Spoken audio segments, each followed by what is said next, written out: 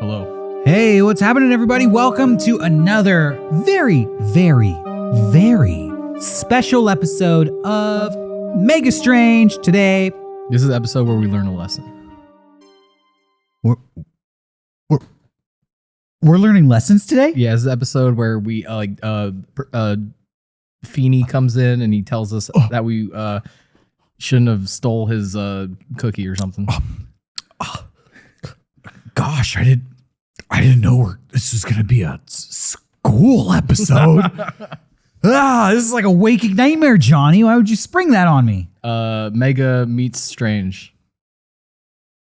I'll work on that. Boy Meets Strange. Have you seen? We're gonna talk television for a second. Bear with us, everybody. Yeah. Have you seen the commercial with Fred Savage and Ben Savage for Cheez-Its? No. So you know who Ben Savage is? Yeah, he's in Austin Powers. He's the mole guy, right?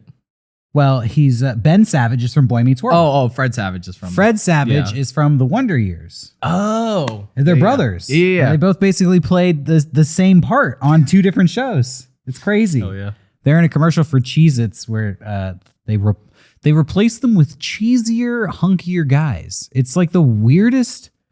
It's the weirdest commercial. I don't. Just for me, I don't. Yeah, I don't like the Boy Meets World Wonder Years fans who also like want big husky guys. Like maybe it is for us. Who knows? Hey, one time when I was in film school, sorry, this is gonna go off the fucking rails here. When I was in film school, a representative from Sprite came to us and was like, we're holding a competition for commercials. Like if anyone wants to make a commercial, make Spec commercials. Yeah, spec commercials. If you win, you get an actual commercial. Spec commercials, you just film it with your friends, you make it as good as possible, and they might just actually hire you to do a real one. Exactly, and pay you nothing. No. But the woman was like, she kept talking about like, oh, just think about Sprite as a brand. Sprite, think of the type of person you envision when you think of Sprite. And then she got so racist. She was like, yeah, you know, Sprite might play basketball. Sprite might be in an urban neighborhood. And I was like, what the fuck? What the fuck? I have looked at, so I don't know why, but specifically like Sprite marketing documents. Yeah. They all kind of toe that line. That Sprite is the drink of choice for non-white America. I love Sprite. Anyway. Well, Johnny, maybe you got some soul heritage that you don't know about. Have you done 23andMe? Do you know? I need to check, dude. If you're we should do that on this podcast. We should do 23andMe. My dad, I got him 23andMe for Father's Day, and he found out he was 3% Anastasia Jewish. Oh, and he Ashkenazi? Whatever Yeah, it is. yeah. Whatever.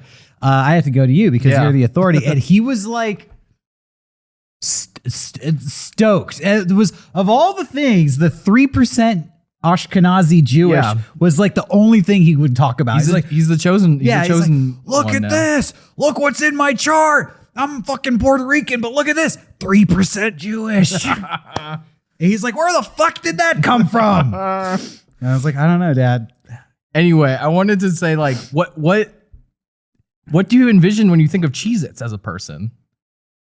Like, where do you think the brand people think of Cheez-Its? Well, the way they're advertising it is like you're a really cheesy person. Oh, okay. Like, oh my God, you're so great. I love Cheez-Its.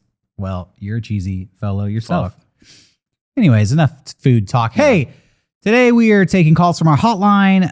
If you out there have experienced anything paranormal, supernatural, weird, bizarre, or just plain confusing, call us up. Tell us your story. We would love to hear it and give you our take on what might actually be happening. You see, we do a lot of paranormal research on this show. We come across a lot of articles, a lot of theories, and it's always fun to hear about people out there who've actually experienced this stuff.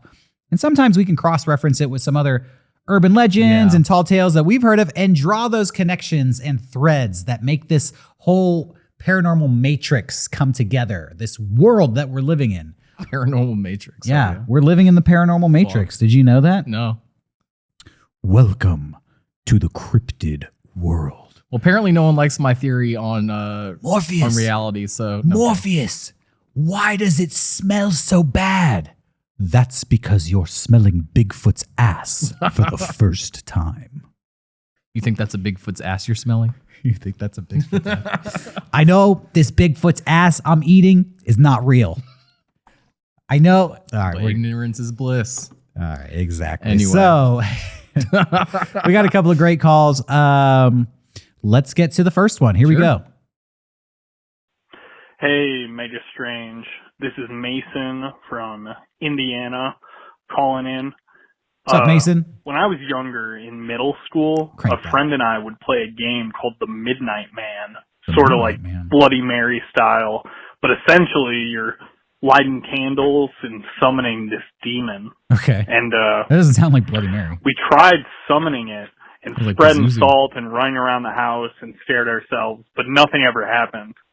But every other time I would stay at this house, I would wake up and all over my forearms, there would be dried blood. This happened probably over 10 times. I thought at first it was nosebleeds, but it never seemed like there was any dried blood on any other part of my body or even the inside of my nose besides my forearms. And it started after we played Midnight Man. I don't know if it's real. I don't know what it meant, but it would always creep me out. Stay strange. Stay strange. Stay strange. Thank you for that call. Thank you. So, this caller and his friend would play a game similar to Bloody Mary called Midnight Man, where they light candles and try to summon a demon known as the Midnight Man. I've never heard of the Me Midnight either. Man. That's really scary. I've never heard of the Midnight Man. I'm definitely gonna have to look the Midnight Man up. Yeah. Sounds like you were actually doing some dark satanic rituals, more than just a child's game. And I also like the stories like, yeah, we would do this. Nothing ever happened, except I would wake up covered in blood over 10 times after sleeping at this house. Oh, Go ahead. What were you going to say? sorry. I, as a young kid, would have nosebleeds in the middle of the night a lot when I was a kid.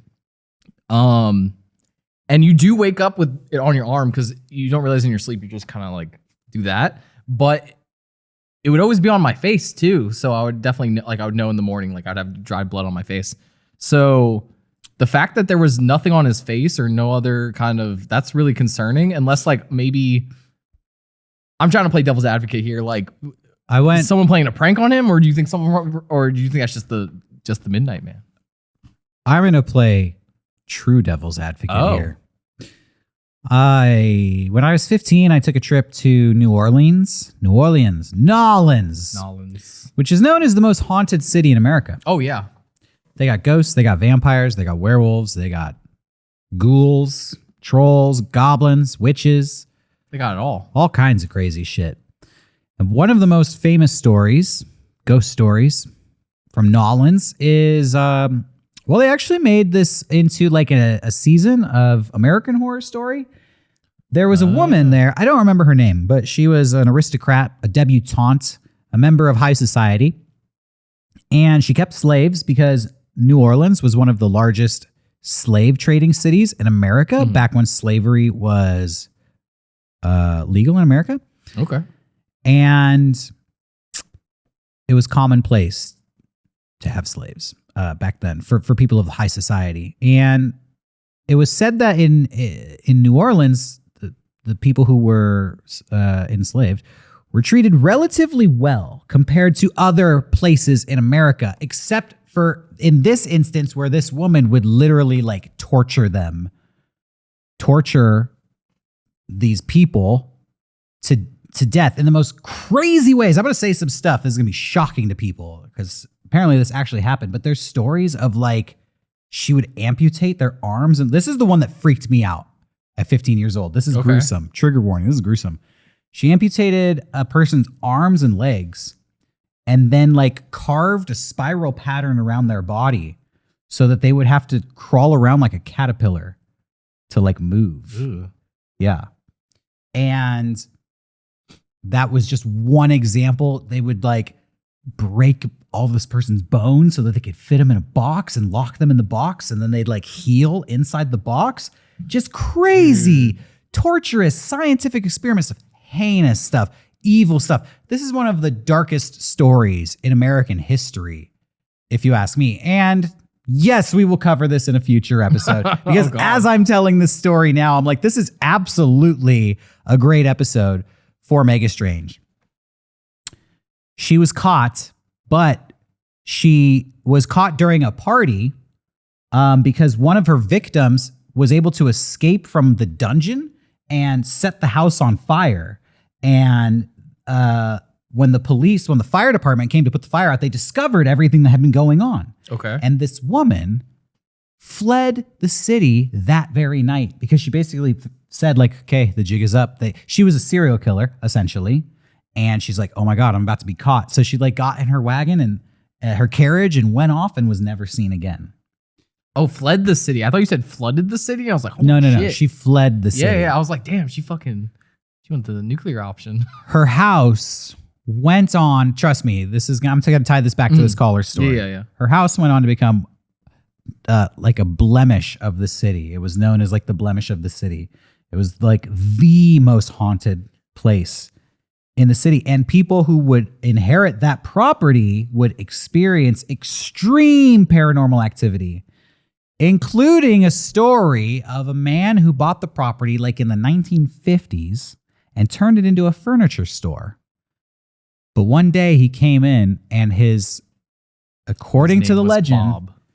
all of the furniture in the store was ruined because it was covered in dried blood. Dried blood.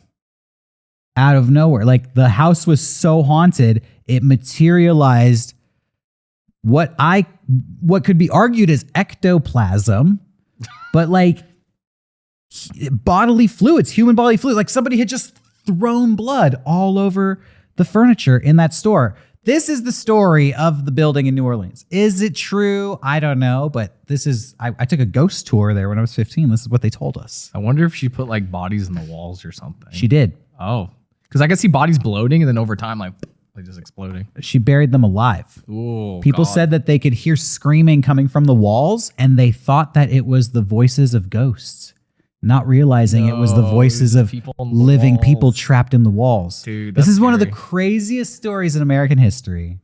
You can look it up for yourself. We'll cover it in a future episode. But the point is, ectoplasm, man.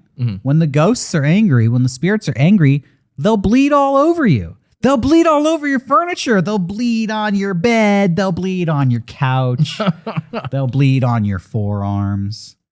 I think maybe the Midnight Man got angry at them. He was like, you really want some Midnight Man juice? I got it for you. Yeah. Thwat. He's Spider-Man blood at He's Spider-Man blood. Ectoplasm. I'm going to call it ectoplasm. You know, bodily fluids that come from a ghost. An excessive amount of bodily fluids.